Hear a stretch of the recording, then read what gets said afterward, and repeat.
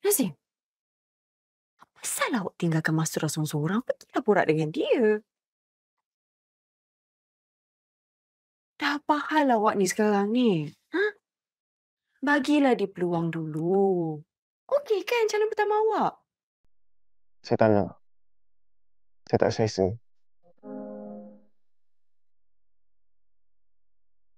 Tuh awak ni kan. Habis tu macam mana sekarang ni?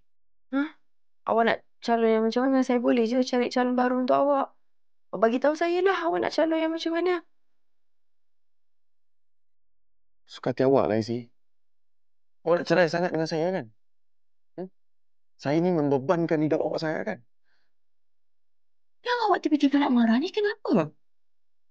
Please lah, Izzy. Kita ni baru 1 hari tau. Baru 1 hari kita digelar suami dan isteri.